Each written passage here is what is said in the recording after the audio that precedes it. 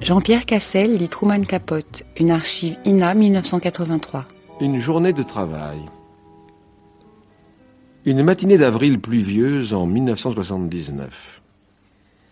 Je marche le long de la 2e avenue à New York, portant un fourre-tout en toile cirée, bourré de produits d'entretien pour le ménage, appartenant à Marie Sanchez, qui à côté de moi s'efforce de tenir un parapluie au-dessus de nous deux, ce qui n'est pas difficile car elle est beaucoup plus grande que moi et mesure bien 1,80 m. Marie Sanchez est une femme de ménage professionnelle qui travaille à l'heure, 5 $ l'heure, 6 jours par semaine. Elle travaille approximativement 9 heures par jour et se rend en moyenne dans 24 domiciles différents entre le lundi et le samedi. En général, ses clients n'ont besoin de ses services qu'une fois par semaine. Marie a 57 ans. Originaire d'une petite ville de Caroline du Sud, elle a vécu au nord ces 40 dernières années. Son mari, un portoricain, est mort l'été dernier. Elle a une fille mariée qui habite San Diego et 3 fils. L'un est dentiste, un autre purge une peine de 10 ans de prison pour vol à main armée, le 3e est simplement parti, Dieu sait où. Il m'a téléphoné à Noël dernier, il avait l'air très loin. Je lui ai demandé « Où es-tu, Pete ?» Mais il ne m'a pas répondu. Alors je lui ai dit que son père était mort, il a dit bon, que c'était le meilleur cadeau de Noël que je pouvais lui faire, alors j'ai raccroché et bang, et j'espère qu'il ne me rappellera jamais. Cracher comme ça sur la tombe de son père. D'accord, c'est vrai que Pedro n'a jamais été très bien avec les gosses ni avec moi. Il se cuitait, il jouait au dé, il traînait avec des mauvaises femmes. On l'a trouvé mort sur un banc dans Central Park. Il avait une bouteille de Jack Daniel presque vide dans un sac en papier glacé entre ses jambes. N'a jamais bu que du meilleur, cet homme-là. N'empêche que Pete, il est allé trop loin en disant qu'il était heureux que son père soit mort. Il lui devait la vie tout de même, non? Et moi aussi je devais quelque chose à Pedro. Sans lui, je serais encore une baptiste ignorante perdue pour le Seigneur. Mais quand je me suis marié, c'était à l'Église catholique, et l'Église catholique a apporté une lumière dans ma vie, qui ne s'est pas éteinte depuis et ne s'éteindra jamais, même quand je mourrai. J'ai élevé mes enfants dans la foi, 2 d'entre eux ont bien tourné, et c'est plus à l'Église qu'à moi qu'ils le doivent. Marie Sanchez est musclée, mais elle a un plaisant visage rond et pâle, avec un petit nez retroussé et un grain de beauté sur la pommette gauche. Elle déteste le terme « noir », utilisé dans un sens racial. Je ne suis pas noire, je suis marron, une femme de couleur marron clair. Je suis une négresse, une catholique, et je suis fier de le dire. Je connais Marie Sanchez depuis 1968, et elle a travaillé pour moi périodiquement durant toutes ces années. Elle est consciencieuse et manifeste un intérêt inusité pour ses clients dont elle n'a jamais vu, ou à peine la plupart, car beaucoup d'entre eux sont des hommes ou des femmes célibataires qui ne sont pas chez eux quand elle arrive pour faire le ménage. Elle communique avec eux et réciproquement par notes. « Marie, pouvez-vous arroser les géraniums et donner à manger aux chats? J'espère que vous allez bien, Gloria Scotto. » Un jour, je lui ai dit que j'aimerais bien la suivre pendant le cours d'une journée de travail et elle a répondu d'accord. Qu'elle ne voyait pas de mal à ça et même qu'elle apprécierait ma compagnie. Des fois, on se sent vraiment seul dans le boulot. Et voilà pourquoi nous marchons côte à côte en cette pluvieuse matinée d'avril. Nous nous rendons chez un premier client, un monsieur Andrew Trask, qui habite 73e rue Est. Et bon Dieu, qu'est-ce que vous avez fourré dans ce sac? Écoutez, donnez-le-moi, je supporte mal de vous entendre jurer. Non, excusez-moi, mais c'est lourd. C'est peut-être le fer. Vous repassez leurs affaires? Jamais vous n'avez repassé les miennes.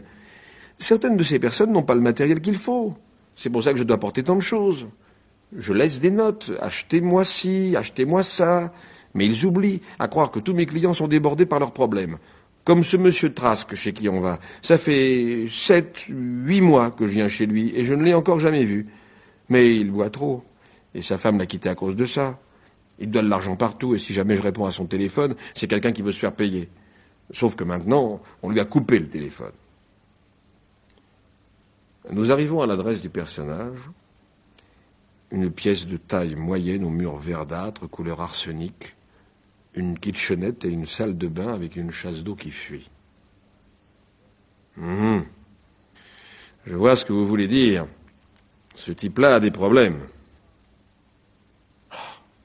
Pas un drap propre dans la baraque. Et regardez-moi ce lit. Mayonnaise, chocolat, des miettes, du chewing-gum, des mégots, du rouge à lèvres. Oh, mais quel genre de femme peut bien se résigner à coucher dans un lit pareil? Je n'ai pas pu changer les draps depuis des semaines, des mois.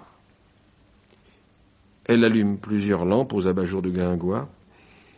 Et pendant qu'elle s'évertue à organiser le désordre environnant, je considère plus attentivement les lieux.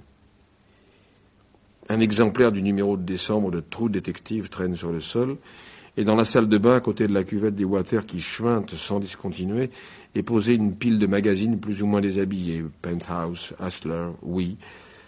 Autrement, l'absence d'éléments culturels paraît totale. Mais il y a partout des centaines de bouteilles de vodka vides, de ces bouteilles miniatures servies sur les lignes aériennes. Pourquoi croyez-vous qu'il ne boit que ces miniatures? Peut-être qu'il n'a pas les moyens de s'offrir plus grand, il achète ce qu'il peut. Il a une bonne situation, s'il arrive à se la garder, mais je crois qu'avec sa famille, il est toujours sur la paille. Qu'est-ce qu'il fait? Il est dans l'aviation. Ah, voilà, il a ses petites bouteilles gratis. Vous croyez? Et pourquoi? Il n'est pas steward, il est pilote. Oh mon Dieu. Un téléphone sonne. Un tintement étouffé car l'instrument est submergé par une couverture en désordre. Sourcils froncés, les mains pleines d'eau savonneuse, Marie l'exhume avec la délicatesse d'un archéologue. Il a dû se faire rebrancher. Allô? Silence. Allô? Voix de femme. Qui est à l'appareil? Ici l'appartement de Monsieur Trask. L'appartement de Monsieur Trask? Rire, puis d'un ton chichiteux. À qui ai-je l'honneur de parler? Ici la femme de chambre de Monsieur Trask. Alors Monsieur Trask a donc une femme de chambre, par exemple. Eh bien, c'est plus que ne peut avoir Madame Trask. La femme de chambre de Monsieur Trask pourrait-elle, je vous prie, dire à Monsieur Trask que Madame Trask aimerait lui parler? Il n'est pas chez lui. À d'autres, allez, passez-le-moi. Je regrette, Madame Trask, je crois qu'il est parti voler. Parti voler. Il est toujours en train de voler, ma chère, toujours. Non, je veux dire qu'il est à son travail. Dites-lui de m'appeler chez ma sœur à New Jersey, qu'il appelle aussitôt rentré s'il ne veut pas avoir d'ennui. Bien, madame, je laisserai un message. Elle raccroche. Une méchante femme. Pas étonnant qu'il soit dans cet état. Et maintenant, il a perdu son boulot. Je me demande s'il m'a laissé mon argent. Le voilà, sur le haut du frigo. Stupéfiant. 1 heure plus tard environ, elle a réussi à camoufler relativement le chaos et la pièce, s'il n'y règne pas un ordre parfait, a du moins un air respectable. Avec un crayon, elle griffonne un mot qu'elle place contre la glace au-dessus de la commode. « Cher Monsieur Trask, votre femme veut que vous l'appeliez chez sa sœur, sincèrement, Marie Sanchez. » Puis elle soupire, s'assied à l'extrême bord du lit et sort de sa sacoche une petite boîte de métal contenant un assortiment de joints de marijuana. Elle en choisit un, le fixe dans un fume-cigarette, l'allume, aspire profondément, retient la fumée dans ses poumons et ferme les yeux. Puis elle m'offre une bouffée. Merci, il est trop tôt. Il n'est jamais trop tôt. De toute façon, vous devriez essayer cette herbe, la Mucho Cojones. Je la reçois d'un client, une dame catholique, tout ce qu'il y a de bien. Elle est mariée à un gars du Pérou. Sa famille la lui envoie. Par le courrier, tranquillement. Je fais toujours attention à ne pas me défoncer avec. J'en prends juste pour chasser un peu les idées noires. Tout ce poids qu'on traîne. Elle tire sur son joint jusqu'à se brûler les lèvres, ou presque. Andrew Trask, pauvre diable. Il pourrait bien finir comme Pedro, mort sur un banc de parc. Tout le monde qui s'en fiche. Remarquez, c'est pas que je m'en fiche de cet homme-là. Il y a pas longtemps, je me rappelais le bon temps que j'avais eu avec Pedro. Et je crois bien que c'est ce qui arrive à presque tous ceux qui ont vraiment aimé quelqu'un et qui l'ont perdu. Les mauvais souvenirs s'en vont et on ne retient que les bons. Tout ce qui fait qu'on a commencé par les aimer. Pedro, le jeune homme dont je suis tombée amoureuse. Quel beau danseur c'était. Fallait le voir danser le tango et la rumba. Il m'a appris à danser, il me donnait des ailes. On était des habitués du vieux Savoy Ballroom. Il était propre, soigné. Même quand il avait bu, il avait toujours les ongles bien coupés, faits au polissoir. Il y a un vrai cordon bleu avec ça. C'est comme ça qu'il gagnait sa vie, dans une boutique de plats cuisinés. J'ai dit qu'il n'avait jamais rien fait de bien pour les enfants. Tout de même, il préparait leur casse-croûte pour l'école. Je vais laisser la lumière allumée pour M. Trask. Pas de raison pour qu'il trouve son logement dans le noir en rentrant. Quand nous sommes sortis de l'immeuble, la pluie avait cessé, mais le ciel avait une couleur sale et le vent s'était levé, chassant les ordures le long des caniveaux et obligeant les passants à se cramponner à leurs chapeaux. Notre destination, à 4 rues de là, était un immeuble modeste mais moderne, avec un portier en uniforme chez une certaine Miss Edith Shaw, une jeune femme d'environ 25 ans qui appartenait à la rédaction d'un illustré. Un nouveau magazine d'information. Elle doit avoir des milliers de bouquins. Mais c'est pas le genre rat de bibliothèque. C'est une fille tout à fait équilibrée avec un tas de petits amis. Trop même. Et j'ai l'impression qu'elle ne reste jamais bien longtemps avec le même. Faut vraiment qu'on soit bien ensemble. Enfin, voilà. Un jour, j'arrive chez elle et elle était malade comme une bête. Elle revenait d'avoir fait assassiner un bébé. Normalement, j'admets pas ça. C'est contre ma croyance. Et je lui ai dit. Pourquoi vous n'avez pas épousé cet homme-là? La vérité, c'est qu'elle ne savait pas qui épouser. Elle ne savait pas qui était le père. Et de toute façon, un mari ou un bébé, c'était bien la dernière chose qui lui faisait envie. Pas grand-chose à faire ici. Un peu de poussière à essuyer. Elle tient bien son petit ménage elle-même. Regardez-moi ça. Du sol au plafond, rien que des bouquins. Miss Shaw est poète. Elle n'arrête pas d'écrire. Je ne sais pas ce que c'est.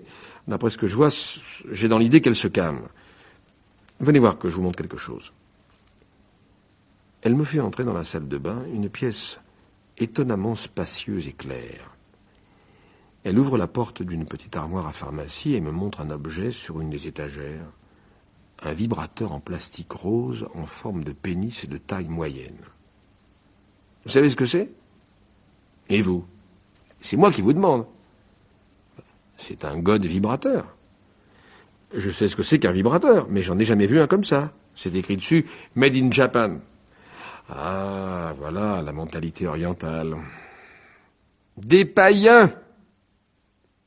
Qu'est-ce qu'elle a comme bon parfum? Si vous aimez le parfum. Moi, je ne me mets qu'un peu de vanille derrière les oreilles.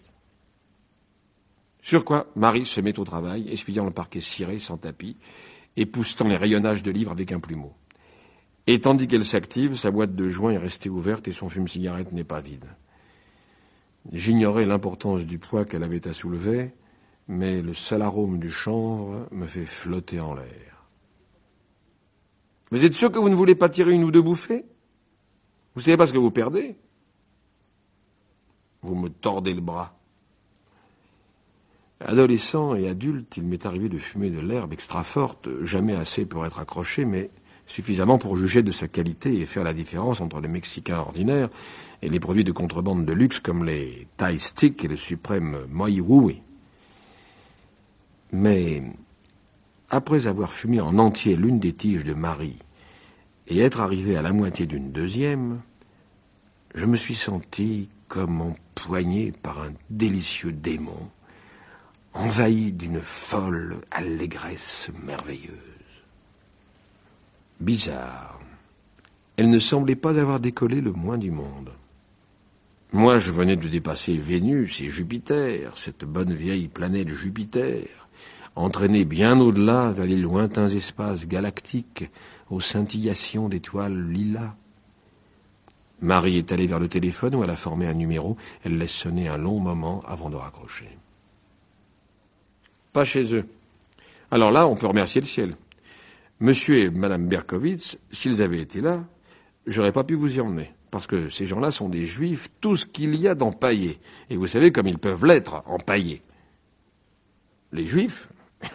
Comment, oui, empaillés comme personne. On devrait tous les mettre au muséum d'histoire naturelle. Tous. J'avais bien envie de donner mon congé à Madame Berkowitz. L'ennui, c'est que Monsieur Berkowitz était dans la confection. Il a pris sa retraite et ils sont toujours tous les deux à la maison, dans mes pattes. Sauf quand ils vont en voiture à Greenwich, où ils ont une propriété. C'est là qu'ils ont dû aller aujourd'hui. Et puis j'ai une autre raison pour les quitter. Ils ont un vieux perroquet qui fait des saletés partout. Et stupide avec ça. Il ne sait dire que deux choses, cet idiot de perroquet. Nom d'un pétard et « Oh, il veille !» Chaque fois qu'on entre dans la maison, il se met à brailler « Oh, il veille !» Ça me porte sur les nerfs, c'est terrible. Dis donc, si on se met encore un joint et puis on se barre d'ici. Lorsque nous atteignîmes la 87e rue, je désigne une fenêtre au 3e étage du 1060 Park Avenue et informe Marie. Ma mère habitait là. C'était sa chambre à coucher. Elle était belle et très intelligente, mais elle ne voulait pas vivre. Elle avait de nombreuses raisons. Du moins, elle le croyait. Mais à la fin, c'était surtout son mari, mon beau-père. C'était un self-made man qui avait assez bien réussi. Elle l'adorait, et il était d'ailleurs très gentil. Mais il jouait, alors il s'est mis dans le pétrin, a escroqué de grosses sommes, a fait faillite et s'est retrouvé à Sing Sing. Marie secoue la tête. Tout comme mon garçon, exactement comme lui. Nous restons un instant plantés sur le trottoir à contempler la fenêtre, saucée par la pluie battante. Alors un soir, elle a fait une grande toilette et elle a donné un dîner. Tout le monde a dit qu'elle était ravissante, mais après le dîner, avant de se coucher, elle a pris 30 séconales et elle ne s'est jamais réveillée. Marie est en colère. Elle accélère le pas sous la pluie. Elle n'avait pas le droit de faire ça. Je n'admets pas ça. C'est contre ma croyance. Nom d'un pétard! Vous entendez ça? Qu'est-ce que je vous disais? Oi vey! Oi vey! Le perroquet, un collage surréaliste de plumes vertes, oranges et jaunes en pleine mue, est ratatiné sur un perchoir d'acajou dans le salon parfaitement solennel de monsieur et madame Berkowitz, une pièce où règne ostensiblement l'acajou. Parquet, boiserie, ensemble du mobilier, le tout constitué de coûteuses copies de meubles d'un style grandiose, encore que Dieu sait quel style, peut-être grand concourse, première époque. Chaise droite, canapé qui aurait mis à l'épreuve l'endurance d'un professeur de maintien, des tentures de velours violet encadrent les fenêtres incongrument masquées de stores brun moutarde. Au-dessus d'un manteau de cheminée en acajou sculpté trône, dans un cadre d'acajou, un portrait de M. Berkowitz, à teint jaunâtre et bajou qui le présente comme un hobereau campagnard prêt à partir pour la chasse au renard. Redingote rouge, cravate de soie, un corps de chasse sous un bras, une cravache sous l'autre. J'ignore à quoi pouvait ressembler le reste de cette demeure baroque, car je n'en ai rien vu d'autre que la cuisine. Qu'est-ce qu'il y a de si drôle? Qu'est-ce qui vous fait rire?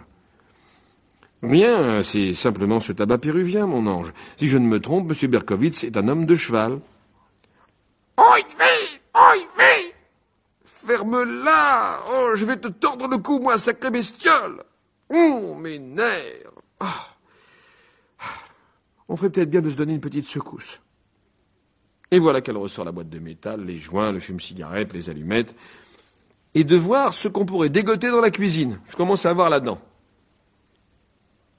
L'intérieur du réfrigérateur de Berkowitz comblerait les fantasmes d'un glouton. C'est une corne d'abondance débordant de boustifailles. Rien d'étonnant à ce que le maître de maison ait des bajoux pareils. Pour ça, oui, confirme Marie. Des vrais porcs tous les deux. L'estomac qu'elle peut avoir. On dirait qu'elle est prête à accoucher des 5 dionnes.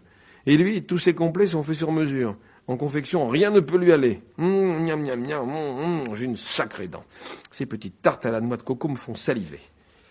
Et ce gâteau au café, je m'en prendrais bien une tranche. On pourrait mettre un peu de glace dessus. Les assiettes à soupe sont sorties d'un placard et Marie amasse tartes et gâteaux au café qu'elle nappe généreusement de glace à la pistache. Nous retournons au salon avec ce festin et nous y attaquons comme des orphelins affamés. Rien de tel que l'herbe pour vous ouvrir l'appétit. Après avoir fini ce premier service et grillé quelques joints supplémentaires, Marie remplit les assiettes de portions encore plus imposantes. « Comment vous vous sentez ?»« Je me sens bien. »« Vraiment bien ? » ?»« Tout à fait bien. »« Musique ! La vie est belle !» Elle titube comme un lutteur groggy vers un objet en forme de gargouille qui jusque-là avait par bonheur échappé à mon attention. Une console d'acajou où se combinent télévision, tourne-disque et radio. Elle tripote la radio jusqu'à ce qu'elle trouve une station émettant à plein tube des airs sud-américains. Ses hanches ondulent, ses doigts claquent. Elle est élégante dans son abandon mesuré comme si elle se rappelait une sensuelle nuit de jeunesse et dansait avec un partenaire fantôme une chorégraphie dont lui reviennent des bribes à la mémoire. Et c'est magie de voir comment son corps, soudain sans âge, réagit au tambour et aux guitares, se plie aux rythmes les plus subtils. Elle est en transe, dans cet état de grâce auquel sont censés atteindre les saints lorsqu'ils sont visités par des visions. Et j'entends la musique, moi aussi. Elle court à travers moi comme un amphétamine, chaque note sonnant avec la clarté sans mélange d'un carillon de cathédrale par un silencieux dimanche d'hiver. Je me dirige vers elle, me glisse dans ses bras, et nous calquons nos pas l'un sur l'autre, riant, nous déhanchant, et même, lorsque la musique est interrompue par un speaker parlant espagnol sur un timbre de castagnette, nous continuons à danser, car les guitares chantent maintenant dans nos têtes, et nous sommes accaparés par notre gaieté et nos enlacements. Plus fort, de plus en plus fort, si fort que nous n'entendons pas le grignotement d'une clé dans la serrure et que le bruit d'une porte ouverte et fermée nous échappe. Mais le perroquet a entendu. « Nom d'un pétard ! Qu'est-ce que c'est ? Qu'est-ce qui se passe ici ? Oi, Tiens, bonjour, Madame Berkowitz, Monsieur Berkowitz, comment ça va ? Et les voilà qui apparaissent, tels les ballons de Mickey et Minnie Mouse. Non que, quoi que ce soit rappelant en eux des souris, leurs yeux furibonds, ceux de Madame Berkowitz, étincelant derrière des lunettes à monture oblique, semées de paillettes, enregistrent la scène. Nos honteuses moustaches pistachées, l'âcre odeur de l'herbe qui pollue les lieux, M. Berkowitz s'avance et va éteindre la radio. « Qui est cet homme ? Je ne pensais pas que vous étiez chez vous. Ça se voit. Je vous ai demandé qui est cet homme. C'est un de mes amis, voilà tout. Il me donne un coup de main. J'ai tant de travail aujourd'hui. Vous êtes saoule, ma brave femme. Marie, avec une suavité trompeuse. Comment vous avez dit ? Il a dit que vous étiez saoule. Je suis très choqué, sincèrement. Puisqu'on parle sincèrement, je vais sincèrement vous dire une bonne chose. C'est le dernier jour aujourd'hui que je fais l'esclave ici. Je vous donne mes 8 jours. Vous me donnez vos 8 jours. Sortez d'ici, avant que nous appelions la police. Sans histoire, nous rassemblons nos petites affaires. Marie fait un signe de la main au perroquet. Salut Polly, t'es bien gentille, t'es une bonne fille, je plaisantais simplement. Et à la porte d'entrée, où la mine sévère se sont postés ses anciens patrons, elle annonce « Entre nous, jamais j'ai bu une goutte d'alcool de ma vie. » En bas, il pleut toujours. Nous pataugeons à travers Park Avenue et coupons vers Lexington. Je vous avais dit qu'ils étaient empaillés. Des vraies pièces de musée. Mais nous avons beaucoup perdu de notre vitalité. L'effet de l'herbe péruvienne s'émousse, un certain désenchantement nous envahit. J'ai encore le ménage de Madame Cronkite à faire. Mais elle est gentille. Elle ne m'en voudra pas si je n'y vais que demain.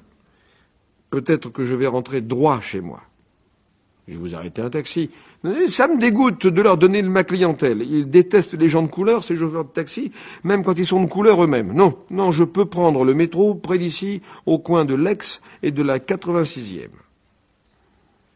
Marie habite un appartement à loyer modéré près du Yankee Stadium. Elle dit qu'il se marchait dessus quand ils vivaient tous en famille, mais maintenant qu'elle est toute seule, il lui paraît immense et dangereux. J'ai 3 verrous à chaque porte et toutes les fenêtres sont clouées. Je m'achèterais bien un chien policier si je n'étais pas obligé de le laisser si souvent tout seul. Je sais ce que c'est que la solitude. Et même à un chien, je lui souhaite pas ça. Je vous en prie, Marie, laissez-moi vous offrir un taxi. Le métro va bien plus vite. Mais il y a un endroit où je voudrais m'arrêter. C'est pas bien loin d'ici. L'endroit en question est une étroite église coincée entre 2 grands immeubles dans une rue latérale. À l'intérieur, il y a 2 courtes rangées de bancs et un petit autel avec un Christ en plâtre suspendu au-dessus. Une odeur d'encens et de cire de bougie flotte dans la pénombre. À l'autel, une femme allume un cierge dont la flamme palpite comme le sommeil d'un esprit tourmenté.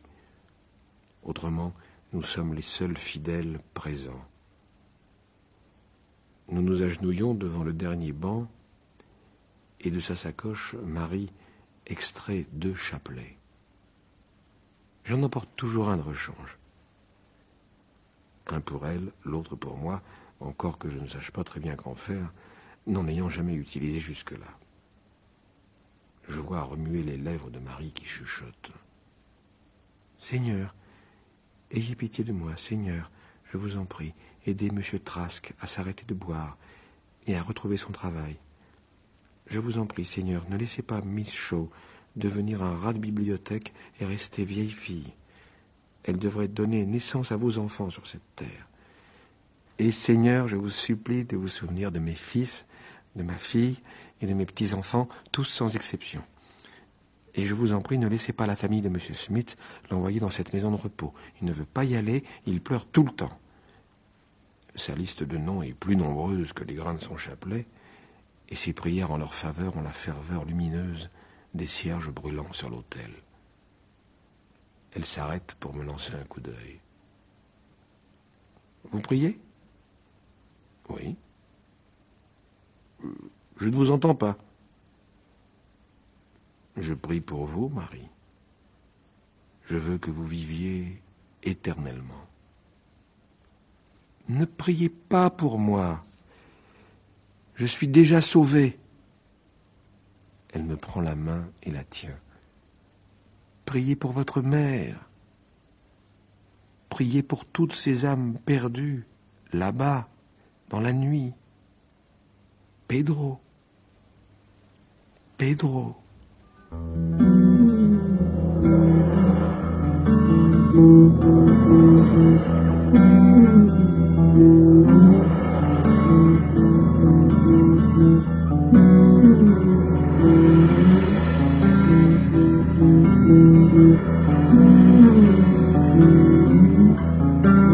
Une journée de travail de Truman Capote est élue par Jean-Pierre Cassel. Une lecture extraite de la série Bonne Nouvelle, Grand Comédien, produite par Patrice Galbaud et réalisée par Anne Lemaître. Une archive INA 1983.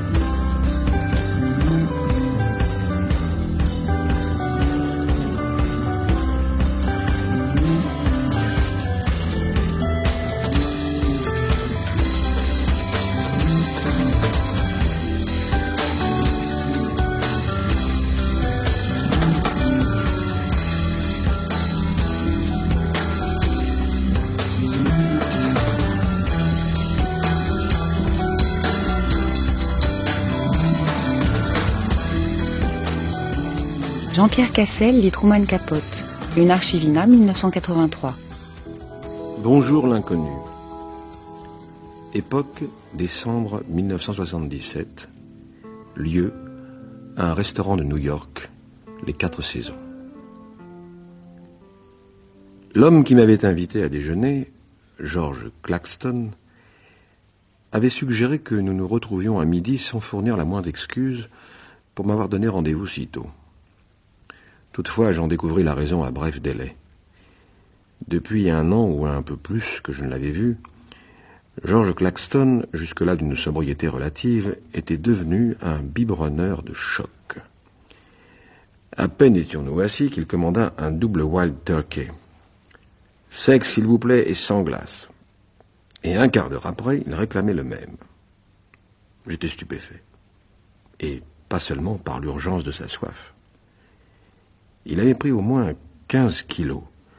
Les boutons de son gilet à fines rayures semblaient sur le point de sauter, et la couleur de sa peau, d'habitude enluminée par le jogging ou le tennis, avait une pâleur insolite comme s'il venait de sortir d'un pénitencier. En outre, il portait des lunettes noires, et je songeais, quelle affectation.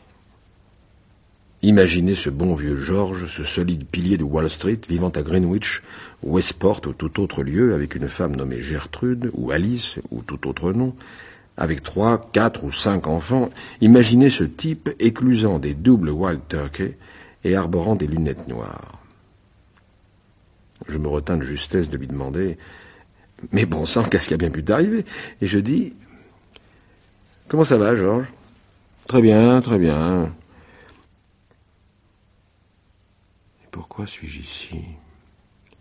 Pourquoi est-ce que je déjeune avec ce connard? Il me rase, il m'a toujours rasé. Et Alice, comment va Alice? Alice? Je veux dire Gertrude. Elle fait de la peinture. Tu sais que notre maison donne directement sur le Sound. Nous avons notre petite plage privée. Elle reste enfermée dans sa chambre toute la journée à peindre ce qu'elle voit de sa fenêtre. Des bateaux. C'est très bien, ça. J'en suis pas si sûr. Elle sortait de Smith, diplômée avec mention en art. Elle peignait un petit peu avant notre mariage, et puis elle a oublié. Du moins, apparemment. Maintenant, elle peint sans arrêt. Sans arrêt! Elle reste bouclée dans sa chambre. Il y a une chose que j'aimerais te dire. Tu pourrais peut-être me donner un petit conseil.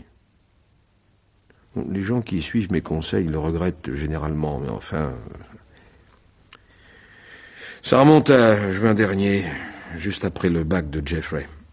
C'est mon dernier fils. C'était un samedi, et Jeff et moi étions sur notre petite plage en train de repeindre un bateau. Jeff est remonté à la maison pour aller chercher de la bière et des sandwichs. Et pendant qu'il était parti, brusquement, je me suis déshabillé et j'ai piqué une tête.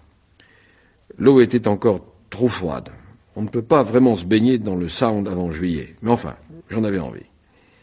J'ai nagé encore assez loin et je me suis mis à faire la planche en regardant la maison. C'est vraiment une grande baraque. Un garage pour 6 voitures, des tennis. Dommage qu'on n'ait jamais pu décider à venir chez nous. Toujours est-il que je flottais sur le dos et en trouvant la vie belle, quand j'ai remarqué cette bouteille qui se balançait à la surface. C'était une bouteille de verre blanc qui avait dû contenir un soda quelconque. Quelqu'un l'avait fermée avec un bouchon et collé du ruban adhésif autour, mais je voyais bien qu'il y avait un papier à l'intérieur, une espèce de lettre. Alors, ça m'a fait rire, j'en faisais autant quand j'étais gosse, coller des messages dans des bouteilles et les lancer dans l'eau. « Au secours, homme perdu en mer !» J'ai donc attrapé cette bouteille et je suis revenu au bord. J'étais curieux de voir ce qu'il y avait dedans. Figure-toi que c'était un mot datant d'1 mois plus tôt et il avait été écrit par une fille qui habitait Larchmont. Il disait « Bonjour l'inconnu, je m'appelle Linda Reilly et j'ai 12 ans. Si vous trouvez cette lettre, s'il vous plaît, écrivez-moi et dites-moi quand et où vous l'avez trouvée. Si vous me répondez, je vous enverrai une boîte de caramel au chocolat fait par moi. » Il se trouve que, lorsque Jeff est revenu avec nos sandwichs, je n'ai pas parlé de cette bouteille. Je ne sais pas pourquoi, mais c'est comme ça. Maintenant, je le regrette. Peut-être qu'il ne serait rien arrivé si je l'avais fait. Mais c'était un petit secret que je voulais garder pour moi, comme un jeu. Tu es sûr que tu n'as pas faim? Je ne vais prendre qu'une omelette. Bon, d'accord, une omelette très onctueuse. Et tu as donc écrit à cette jeune personne, Miss Reilly? Oui, j'ai écrit. Et qu'est-ce que tu lui disais? Le lundi, en revenant à mon bureau, j'ai rangé mes papiers dans ma serviette et j'ai trouvé la lettre. Je dis trouvé parce que je ne me souvenais pas de l'y avoir mise. Je m'étais vaguement dit que j'allais envoyer une carte à cette petite, simplement pour faire un geste gentil, tu comprends? Mais ce jour-là, j'ai déjeuné avec un client qui aime les martinis. Jamais je n'ai bu d'alcool au déjeuner, tu sais, et guère à d'autres heures. Mais j'avais sifflé 2 martinis et je suis retourné au bureau avec la tête qui tournait. Alors j'ai donc écrit à cette gamine une très longue lettre. Je ne l'ai pas dictée, je l'ai écrite à la main, en lui disant où j'habitais, comment j'avais trouvé sa bouteille, en lui souhaitant bonne chance et en ajoutant une bêtise quelconque du genre bien qu'inconnu, je lui adressais les souvenirs affectueux d'un ami. Une missive au double martini. Et alors, où est le mal? Une semaine après environ est arrivée une grande boîte de caramels, adressée à mon bureau. Des caramels au chocolat fourrés à la noix de pécan. Je les fais circuler parmi les types de la boîte, disant à tout le monde que c'était ma fille qui les avait faits. Un des gars a dit, tu parles, je veux bien parier que ce vieux Georges a une petite amie secrète. Et elle avait joint une lettre au caramel? Non. Mais j'ai écrit un mot de remerciement, très court. Et j'ai reçu une réponse à mon petit mot. Une longue lettre. Ça m'a vraiment sidéré. Elle avait joint une photo d'elle, une photo couleur de Polaroid. Elle était en costume de bain, debout sur une plage. Peut-être qu'elle n'avait que 12 ans, mais elle en paraissait 16. Une fille ravissante, avec des cheveux bruns, courts et bouclés, et des yeux d'un bleu... La nuance Humbert. Qui? Rien, un personnage de roman. Je ne lis jamais de romans, je déteste lire. Oui, je sais, oui. Après tout, c'est moi qui faisais toutes tes dissertations. Alors, qu'est-ce qu'elle racontait, Miss Linda Reilly? C'était très triste, touchant. Elle disait qu'elle n'habitait pas à Larchmont depuis longtemps, qu'elle n'avait pas d'amis, qu'elle avait jeté des douzaines de bouteilles à l'eau, mais que j'étais la seule personne qui en avait trouvé une et qui avait répondu. Elle disait qu'elle était du Wisconsin, mais que son père était mort et que sa mère s'était remariée avec un homme qui avait déjà 3 filles et qu'aucune ne l'aimait. C'était une lettre de 10 pages, sans une faute d'orthographe. Elle disait un tas de choses intelligentes, mais elle paraissait vraiment malheureuse. Elle disait qu'elle espérait que je lui réécrirais et que peut-être je pourrais aller en voiture à Larchmont et que nous pourrions nous rencontrer quelque part. Ça ne t'ennuie pas d'écouter tout ça, parce que si c'est le cas... Non, je t'en prie, continue. J'ai gardé la photo. En fait, je l'ai rangée dans mon portefeuille, avec les photos de mes autres enfants. Tu comprends, à cause de la lettre, je la considérais un peu comme un de mes enfants. Je n'arrêtais pas de penser à cette lettre. Et ce soir-là, quand j'ai pris le train pour rentrer à la maison, j'ai fait quelque chose qui ne m'était arrivé que très rarement. Je suis allé au wagon-bar. J'ai commandé 2 verres de Red et j'ai lu et relu cette lettre. Je l'ai apprise par cœur, pratiquement.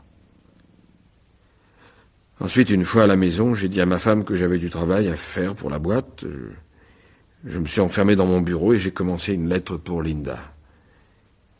J'ai écrit jusqu'à minuit. Et tu as bu pendant tout ce temps-là? Pourquoi? Ça risquait de modifier le ton de ta prose. Oui, j'ai bu. Et je crois bien que ma lettre était assez sentimentale. Mais j'étais si inquiet pour cette gosse. Je voulais sincèrement l'aider. Je lui parlais d'un certain nombre d'ennuis qu'avaient mes propres gamins, de l'acné d'Harriet, par exemple, et comment elle ne trouvait jamais de petite amie, pas jusqu'à ce qu'on lui ait fait un peeling. Je lui ai parlé aussi des problèmes que j'ai eus, moi, pendant ma croissance. Oh, je croyais que tu avais connu l'existence idéale d'un jeune Américain idéal. Je ne laisse voir aux gens que ce que j'ai envie qu'ils voient. Au-dedans, c'était une autre histoire. Là, tu m'as bien eu. Vers minuit, ma femme a frappé à la porte. Elle voulait savoir si quelque chose n'allait pas et je lui ai dit de retourner se coucher, que j'avais une lettre urgente à finir et qu'une fois finie, j'irais la porter à la poste. Elle m'a demandé pourquoi ça ne pouvait pas attendre jusqu'au lendemain. Il était minuit passé, je me suis fâché. 30 ans de mariage et je pouvais compter sur mes 10 doigts les rares fois où je me suis fâché contre elle. Gertrude est une femme merveilleuse. Merveilleuse. Je l'aime de tout mon cœur et de toute mon âme. C'est vrai, mon Dieu. Mais je lui ai crié, non, ça ne peut pas attendre, ça doit partir cette nuit, c'est très important. Parce que je sentais que si je ne postais pas ma lettre cette nuit même, jamais je ne le ferais. Peut-être qu'une fois dégrisée, je la jugerais trop personnelle ou quelque chose comme ça. Et il y avait cette pauvre fille, esseulée et malheureuse, qui m'avait ouvert son cœur. Que penserait-elle si elle ne recevait rien de moi? Non, j'ai pris ma voiture, je suis allé jusqu'à la poste et, aussitôt après avoir glissé la lettre dans la boîte, je me suis senti trop fatigué pour retourner chez moi. Je suis tombé endormi dans la voiture. Le jour se levait quand je me suis réveillé, mais ma femme dormait et n'a pas remarqué à quelle heure je rentrais. J'avais tout juste le temps de me raser, de me changer avant de me précipiter pour prendre mon train. Pendant que je me rasais, Gertrude est entrée dans la salle de bain. Elle souriait. Elle n'avait fait aucune allusion à la petite rogne que j'avais piquée. Mais elle tenait mon portefeuille à la main et elle m'a dit « Georges, je vais faire agrandir la photo de remise de diplôme de Jeff pour ta mère. » Et là-dessus, elle se mit à fouiller dans les photos que j'ai dans mon portefeuille. Moi, je n'en pensais rien de particulier, quand tout à coup, elle me demande « Qui est cette fille ?» Et c'était la jeune personne de Larchmont. J'aurais dû lui raconter toute l'histoire à ce moment-là, mais je lui ai raconté que c'était la fille d'un de mes compagnons habituels de voyage en train. J'ai dit qu'il l'avait montrée à divers types de sa connaissance pendant le trajet et qu'il l'avait oubliée sur le bar. Je l'avais donc rangée dans mon portefeuille pour la lui rendre la prochaine fois que je le verrai. Garçon, un autre Wild Turkey, s'il vous plaît. Servez le simple, celui-là. Est-ce que tu veux dire par là que j'ai trop bu? Si tu dois retourner à ton bureau, oui. Mais je ne retourne pas à mon bureau. Je n'y suis pas allé depuis le début de novembre. Je suis censé avoir une dépression nerveuse, surmenage, épuisement. Je suis censé rester tranquillement à la maison, soigné avec sollicitude par mon épouse dévouée, qui est bouclée dans sa chambre où elle peint des bateaux. Un bateau. Éternellement le même foutu bateau. Georges, il faut que j'aille pisser. Tu n'essaies pas de me planter là. Tu ne laisses pas tomber ton vieux copain de classe qui te refilait les solutions de tous tes problèmes d'algèbre. Et même avec ça, j'ai tout loupé. Je reviens dans 2 secondes. Je n'avais pas besoin de faire pipi, il fallait que je rassemble mes idées. Je n'avais pas le courage de me défiler pour aller me cacher quelque part dans un cinéma tranquille, mais je ne voulais foutre pas revenir m'asseoir à cette table. Je me lavais les mains et me coiffais. 2 hommes entrèrent et se campèrent devant les urinoirs. L'un d'eux remarqua « Ce type qui est tellement imbibé, j'ai cru un moment que c'était quelqu'un que je connaissais. » Son compagnon déclara « Il ne t'est pas tout à fait inconnu, c'est George Claxton. » « Tu rigoles ? Je suis bien placé pour le savoir, il était mon patron. » « Mais mon Dieu, qu'est-ce qui s'est passé ?» Il y a plusieurs versions sur quoi les 2 hommes se turent, peut-être par discrétion dans ma présence. Je regagnai la salle à manger.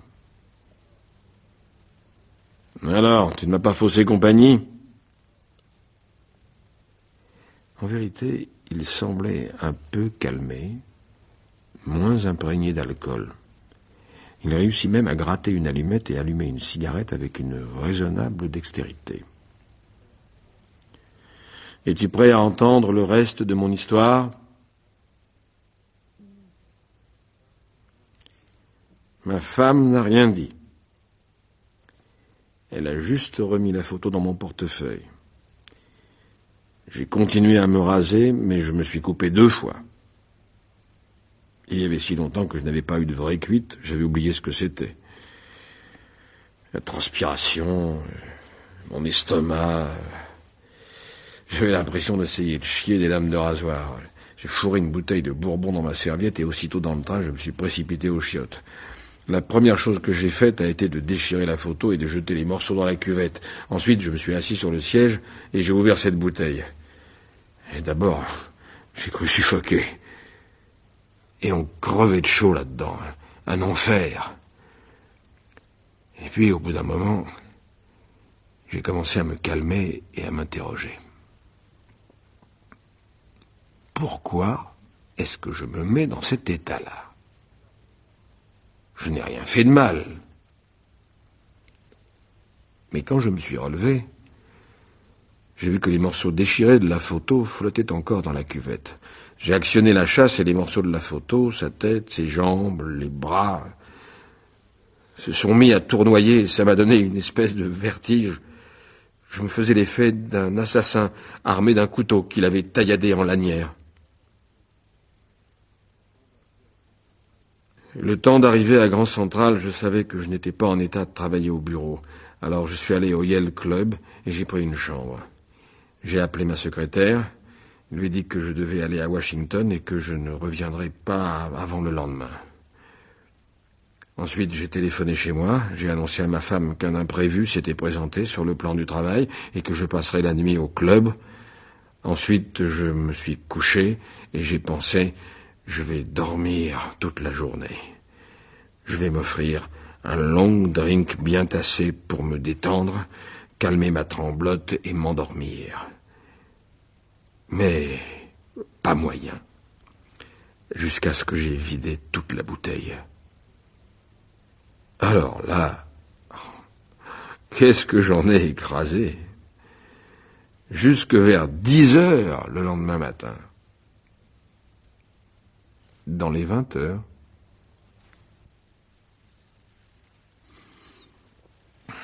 Voyons, où en étions-nous ? Ah oui, le condamné était en route pour son bureau, retapé et propre comme un sous-neuf. C'était le mercredi, la seconde semaine de juillet, une chaleur étouffante. J'étais seul dans mon bureau quand ma secrétaire m'a appelé en m'annonçant qu'une Miss Reilly était au bout du fil.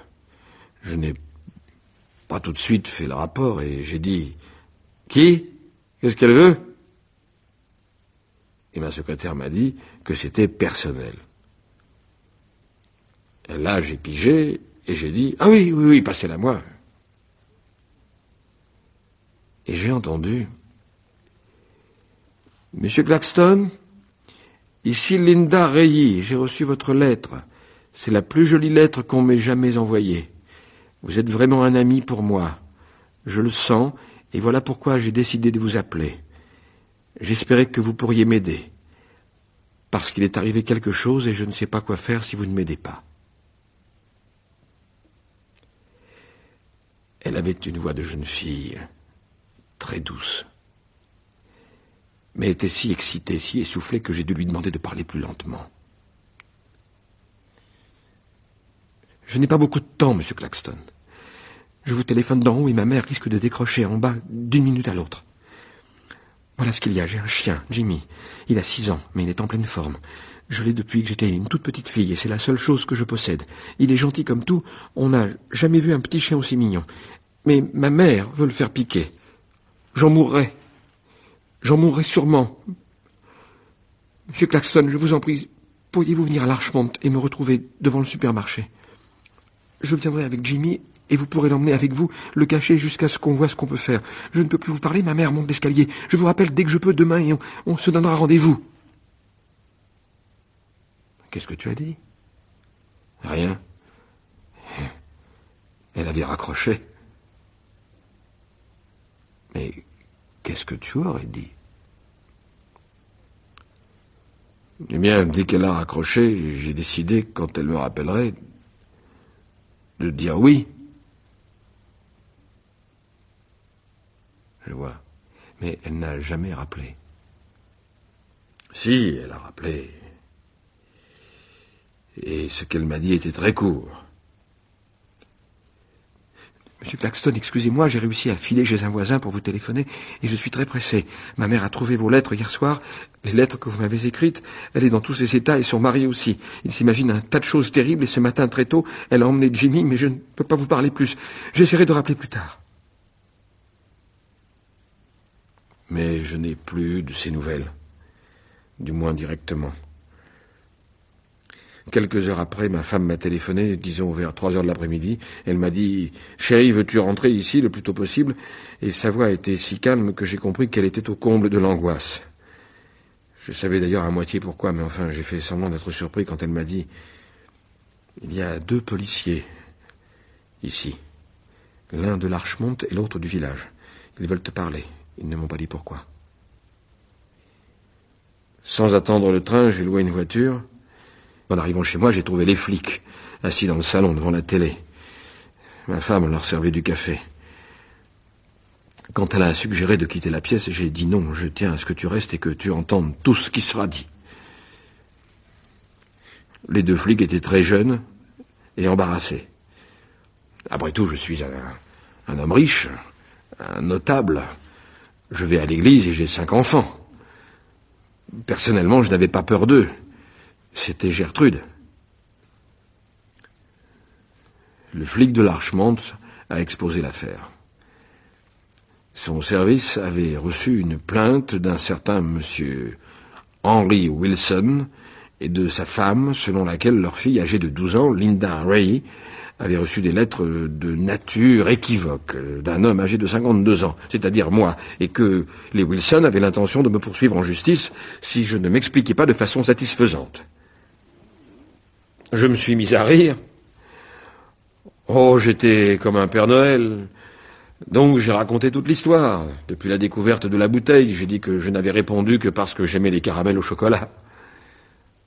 Finalement, ils ont souri, se sont excusés en remuant leurs grands pieds, en m'expliquant vous savez, comme les parents peuvent se faire des idées biscornues de nos jours.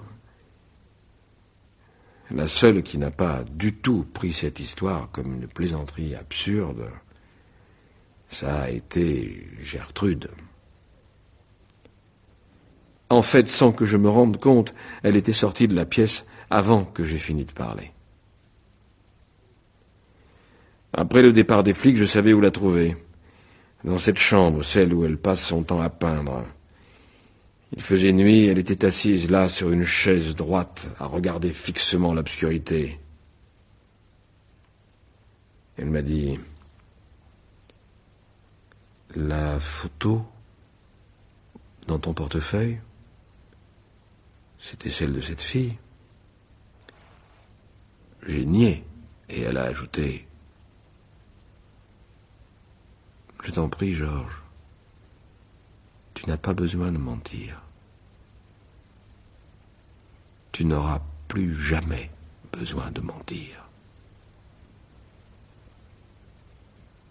Et elle a dormi dans cette chambre, cette nuit-là, et toutes les autres nuits depuis. Elle y reste enfermée et peint des bateaux. Un bateau. Tu t'es peut-être conduit un peu légèrement, mais je ne vois pas pourquoi elle te trouve si impardonnable. Je vais te dire pourquoi. Ce n'était pas la première fois que nous recevions la visite de la police. Il y a 7 ans, nous avons eu une tempête de neige subite très violente. Je conduisais ma voiture et j'avais beau être assez près de chez moi, je me suis perdu plusieurs fois. J'ai demandé ma route à un certain nombre de personnes. L'une d'elles était une enfant, une jeune fille. Quelques jours après, la police est venue à la maison. Je n'étais pas là, mais ils ont parlé à Gertrude.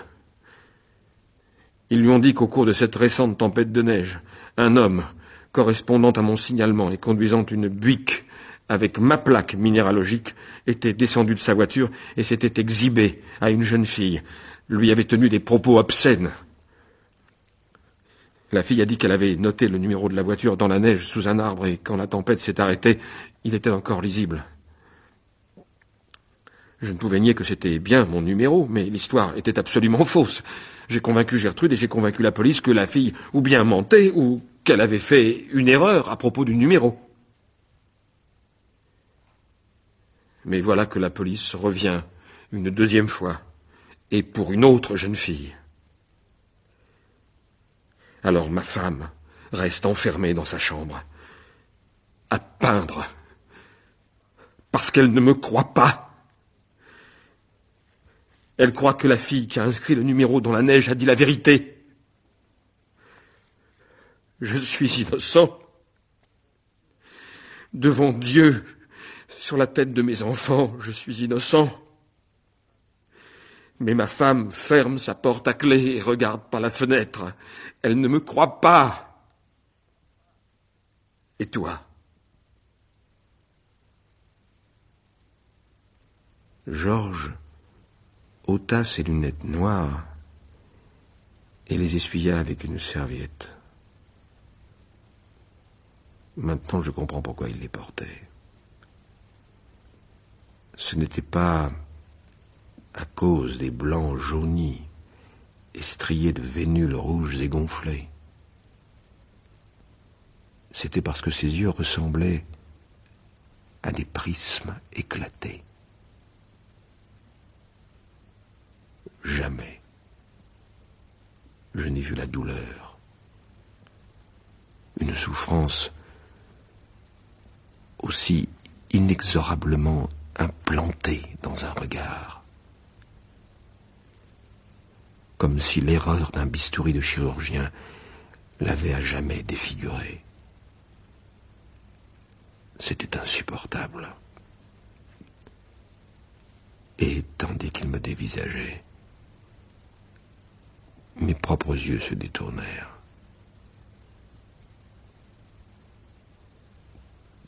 Tu me crois, toi?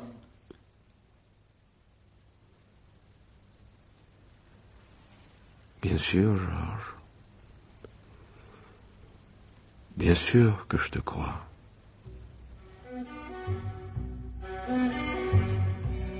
Bonjour l'inconnu de Truman Capote est lu par Jean-Pierre Cassel. Une lecture extraite de la série Bonne Nouvelle Grand Comédien, produite par Patrice Galbaud et réalisée par Anne Lemaître. Une Archivina 1983.